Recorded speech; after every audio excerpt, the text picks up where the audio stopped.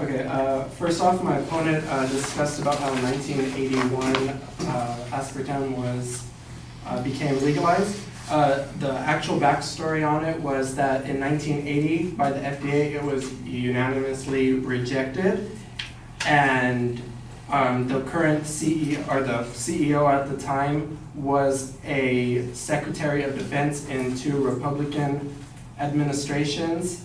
And as soon as Ronald Reagan was elected in 1981 on his sworn-in date of January 21st, within that first week, Ronald Rumsfeld joined Reagan in his transition team.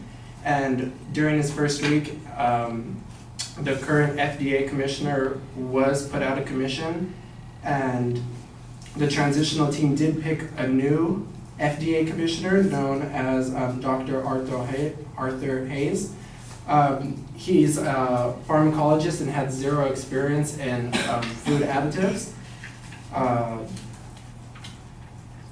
As soon as Haynes was put in, within 6 months of being the new FDA commissioner, he actually did uphold, or actually not uphold, he actually overruled the current standing that aspartame was banned, despite the overwhelming consensus from scientists and reportings. Over 80% of problems with toxicity reports were caused from aspartame at the time.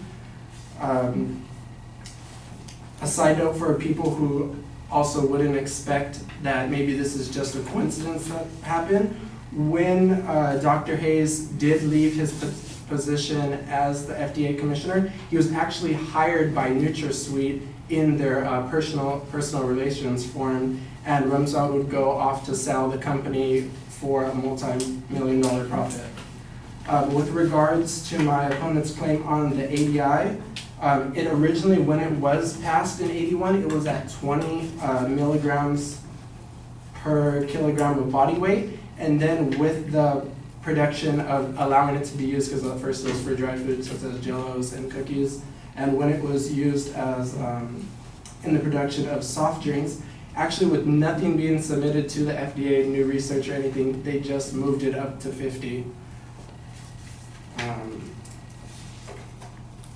Dr. Richard Wortman from MIT discusses how NutraSweet, how they did say that it's a very small amount of having the methanol that converts to formaldehyde, that actually it's not a small amount, because the FDA knows too that the physical compound of the chemical is a 1-to-1-to-1 ratio, which does not allow, as you find it in normal foods, multiple amino acids that block out some of the absorption. When you have a streamline of this, just straight from the NutraSweet, how it's the 1-to-1 ratio, it actually allows it to be absorbed by the brain. Higher levels of phenolphthalein is absorbed that wouldn't normally be found if eaten in regular foods or eaten with other amino acids. In 2007, a study was taken in an independent lab, opposed to the research that my opponent has been saying. Most of it was funded by aspartame companies that put into the research by getting it done, but there is always that incentive of if they were paid under the table or anything that could have been contributed to them funding the research. In this independent study, they actually found that aspartame increases key gene expression in oncogenes, which are responsible for cancer. And in this research, the key studies found that lymph nodes, leukemias, kidneys, and other cancers in rats and mice were increased, and this is according to the Center for Science in the Public Interest. My opponent talks about the harms of jobs.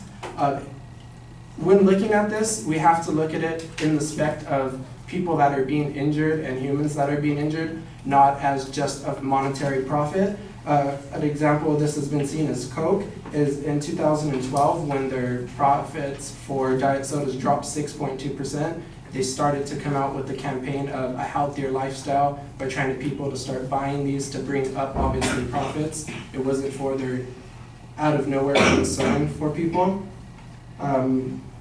Since 1984, NutraSweet alone has been spending $30 to $40 million a year in advertising campaign, and with the introduction from companies such as Coke and Pepsi, it has increased up to $100 million a year in revenue. And spending on advertisement. In regards to, my opponent spoke on the diabetes. Actually, real sugar, according to Dr. Mercola, real sugar allows you to determine if your body has received enough calories or not. And without the calorie intake, your appetite is activated by sweet taste. So actually, the diabetic who drinks one or two of these sugar-free or low-sugar substitute substances, they actually might start craving more things and may cause them to start eating more calories in food, even though that it won't affect their blood levels. It will, or can add to weight gain or other health issues.